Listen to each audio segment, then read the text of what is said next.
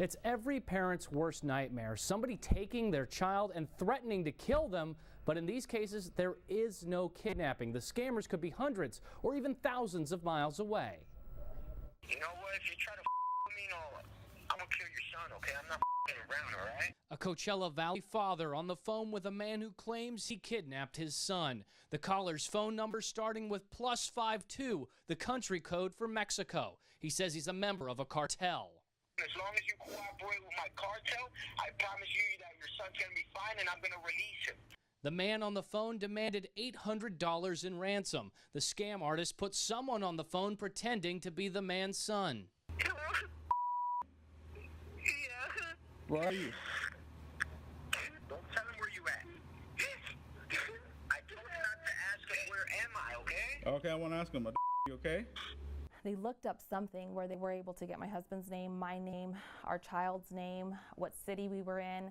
They knew phone numbers. Somehow, some way, I have no idea how they got it, but they got it. This is the mother of the child. The family agreed to be interviewed as long as we hide their names and faces. Their son was in school when the scammers called.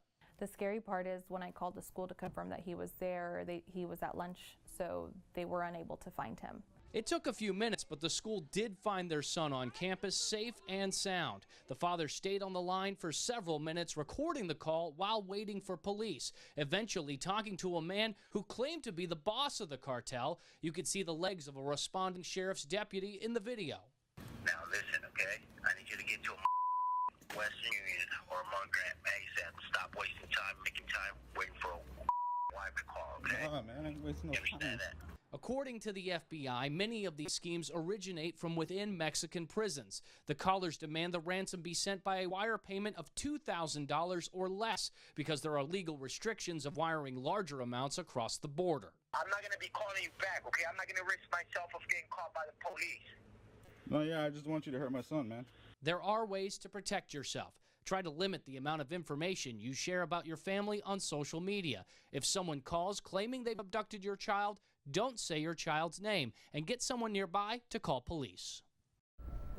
The family told me investigators said there were at least 2 other local families that were targets of virtual kidnapping on the same day. Reporting live in the newsroom, I'm Joe Galli. Joe, that's really unbelievable. It seems one other thing is to make sure, as best you can, that you know where your kids are at all times, right? 100%. Try to know where your kids are. The family even told me that their son had an Apple phone and they're able to check his location based on that. And you should also try to keep these people on the line for a little while. And there are certain cases where police can go ahead and try to trace where that phone call is coming from. Frightening. Joe Galli, thank you.